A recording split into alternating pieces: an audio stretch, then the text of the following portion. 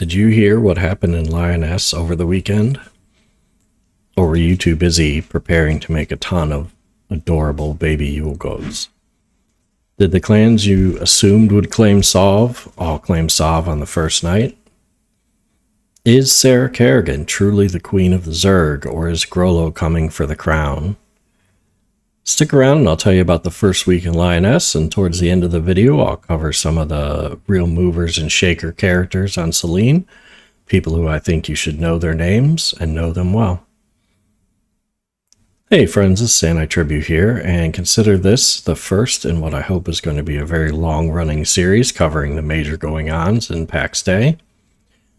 Specifically, we're going to focus on the Sov mechanics, Lyonesse, PvP in general, market action, and player events. It can be a real chore to keep up on what's going on in the game if you don't have 24 hours a day to sit on Discord, so hopefully this will serve as a nice recap for people. Some of you, it may be old info. Some of you, it may not be deep enough info because you are in the thick of these things. But the goal here is to provide a recap. As always, with most of my videos, there's not much going on screen, so feel free to treat it like a podcast and kind of just listen in. Don't mind all my pre-V5 markers for Harvesters, Ambergrass, and Cannonite. Sadly, we don't have a remove all option yet, and it's going to be a ton of work to remove them. I'm also actively sitting in Lyonesse while recording this, so I'm hoping that I do not bug out, get flagged for PvP, and jumped while I am recording. Now, if you're interested in helping provide intel for this series, please do feel free to reach out on Discord. I can either be found on the Selene Discord or on the main Discord under Anti-Tribute. I'm all for helping get information fed to me so I can include it in the wrap-up. It will increase the amount I can talk about, and it'll prevent me from needing to put spies in different alliances across the server. Today is Selene focused, but if I can find reliable informants for the other servers, I'm more than happy to include their information here. The split servers is one of the things that I like the least about Pax Dei. I really wish we were all in one shared world, building one shared story. But with the server setup we have, this is what we can do. So Friday night, Nocturne hit Lyonesse hard. They were essentially unstoppable that night and secured enough Mornwood to claim Sov, becoming the first on the server. It was an absolute blast. I think everyone found some sort of PvP to scratch their itch. And, you know, I really had high hopes for night 2. Night 2, we had Unhinged come out in force. They brought numbers that just about everybody could not contend with, between the instancing, between just the size of the Zerg that Grollo brought. But ultimately, over the first week, we did have 5 total groups claim Sov. We have the Smoking Snakes, who were second on the server. They are allies of Nocturne. We had Unhinged, which is Grollo's clan, Solitude, and Valor. So we have Nocturne over on the east of the map, Unhinged up north, Solitude in the west, Valor in the southwest, and Smoking Snakes in the south center of the map. There are about 7 pieces of Sov left, and I look forward to seeing who claims them. I do hope we get that patch that is going to change the tree spawn mechanic soon, because I think it's going to lead to a much, much better opportunity for smaller groups to get out there and actually get some land. Okay, so let's talk a little bit about who is who on Selene. It's important to know the movers and shakers and pay attention to what they and their clans are doing. Politics and war are some of the most fascinating parts of the game to me, and I cannot wait to cover everything as the game heats up. Now, I really hope this upcoming PvP change noted in my last video is the difference we need to get more names on this list, get more groups out there, and you know, hopefully we'll also get a fast follow that gives more reason to live full-time in Lyonesse. I think there are a lot of groups really eyeing some of the real estate from these PvP-focused clans and hoping you guys move out so they can expand their home valley empires. If you're not on this list, chances are it doesn't mean I don't know who you are, but the list had to have a limit at some point, and I really do hope to continue building on this list, make a second iteration, and continue to talk about what people are doing. If you really think I missed the mark by omitting you, please feel free to ping me either on the Selene Discord or in my messages on Discord. I certainly didn't want to leave anyone off, but I also had to make a cutoff somewhere. When I butcher your name, please remember, I tried. Okay, so first up on our list is Tumblr. Tumblr is Nocturne's leader.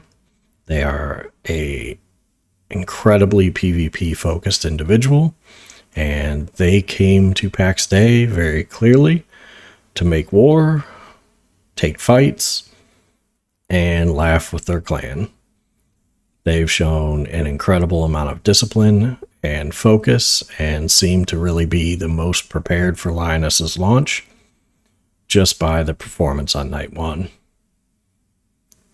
The second person I'd like to talk about is not really a PvP focused player, but I do think it's also important to highlight some of the other groups that are out there doing things. Eldenari is the leader of Ira Day. They are a large clan based in Tremen, focused on PvE and crafting. They have built an incredibly impressive city there in Tremen. They've incorporated one of the very large trees that are in the world and built around said tree. They are a group that has, I think, every crafter at 30 plus, so they're great to go to when you need a hard item crafted. Ira Day definitely is going to be a long presence, I think, in Pax Dei. Okay, the third person I'd like to talk about is Grollo themselves. Grollo has a fairly large YouTube following. They are approaching their Pax Dei content from the angle of a system architect, which I think is a pretty fascinating way to go look at games. I think, they honestly have some really good takes. Grollo and I both are from an IT background, so sometimes I find that I really enjoy listening to their thoughts, but I don't entirely agree because Grollo comes from an architecture background where I am coming from a management background, and I think maybe because I'm just a more positive person in general, sometimes I will give mainframe a little leeway, where Grollo is not afraid to call them out when they make silly decisions. Unhinged is Grollo's group. As mentioned, they came out absolutely in force on Saturday night. They have proven that they can field an immense amount of players and keep a ton of people engaged in game, which is not an easy feat. Okay, the fourth person I'd like to talk about is a much smaller group. This is Caddy from Wildwood Guardians. Caddy is an incredibly experienced Eve player, and they have proven time and time again to be willing to, take a swing at another clan, maybe do a little bit of propaganda, poke and prod a bit, which I think is an important part of keeping the game from going stale. When everybody's getting along, the game is going to be at its absolute worst. The big blue donuts of EVE Online's history are some of the darkest days and most boring times in the game. So Caddy is definitely experienced. They know what it takes to be prepared. They know what it takes to keep people engaged, keep people playing, and have some success in PvP. I really look forward to watching Wildwood Guardians grow. They're based over in Antigone, and I saw them on the first few days that they were there, and then all of a sudden they had a large city and they had a great market, and I think they're just going to do very big things here. The next person I wanted to talk about is someone that I have thoroughly enjoyed getting to know mildly throughout my time in game.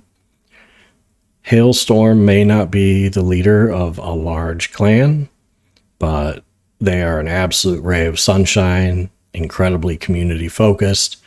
They were essentially what I believe was the success of the Mora market that was up in Tremen. They were the one listing all the items, delisting items, making sure that, there was inventory and interesting things to list. They have since left the Knights of Mora and become a member of Nocturne. Rumors are flying that they were always kind of a spy for Nocturne and this was a setup the whole time. I've got my doubts about that. I'm not sure. But if it is true, that's a heck of a story. Okay, the next person I'd like to talk about is Oil. Oil may also not be a leader of a large clan, but they are an incredibly efficient player who rocketed their way into the 30s in weaponsmithing really early on. And they were able to leverage that to make a ton of gold, being one of the first selling steel items. They now are one of the biggest buyers and sellers on Selene. They offer incredibly fair prices. They buy in bulk constantly. And, they have a lot of thoughts of the game. They participate in the Discord very frequently. We sometimes are like Oil and Water. We don't always see eye to eye, but I absolutely respect their dedication and the efficiency they play the game at. And if you're ever looking at someone who maybe could fund a war, Oil might be a type of person who could. The next person is Time Dancer, and very similarly, they kind of hit the game running fast. They are not the leader of a large clan that I know of, but they made a metric ton of gold, and they are someone who I think could absolutely fund a long, drawn-out war on the server and never run out of gold. Our next person, and I'm probably going to butcher this name, is Ragenwald. If you don't know the name, you definitely should be paying attention to this person. They lead a very small group of players, but they are experienced PvPers. They are disciplined. They are logical. They practice constantly, and they're looking to have that repetition of PvP help achieve what they want, which seems so far to just be to get out in Lyonesse and take care of some players. Okay, our next person is another very community-focused player. This is Vix. They are super active in the Discord. They are constantly answering questions for players. They are constantly sparking discussions, lots of market talks, lots of event talks, as well as creating their own player-based events. Tomorrow, specifically at 9 p.m. Eastern, they are holding a Christmas event in Tolosa, and they are taking RSVPs for this and providing gifts to all those who RSVP'd. I do believe the RSVP cutoff is over, though, because they had over 40 folks RSVP, and 40 people is a lot to prep a gift for. Okay, and the last person on my list is someone who I've really enjoyed getting to know throughout the game as well. This is Rusted. They are not a member of a large clan. In fact, we were in a clan together the first week of the game, first couple of weeks maybe even. Eventually we decided to part ways just because we were looking for very different things out of the game, but easily one of the wealthiest players on the server. They buy and sell out of Antigone, where they have a large public market. I think last time I was there, just the sheer amount of market stalls they had built tore my 5080 into a state where the game was rough. I'm just kidding, of course. But they do have a very large public market, and it's central. So most of Antigone lists right there at Rusted's area. And chances are, if a clan could win Rusted over and convince them to help fund their wars, they too could fund years and years worth of fun for players. So that's the first iteration. I do look forward to expanding on this list in the future. And as always, I do look forward to hearing if you have any thoughts on the first week of Lyonesse, or if you have any thoughts on who are the real movers and shakers on Selene in the comments below.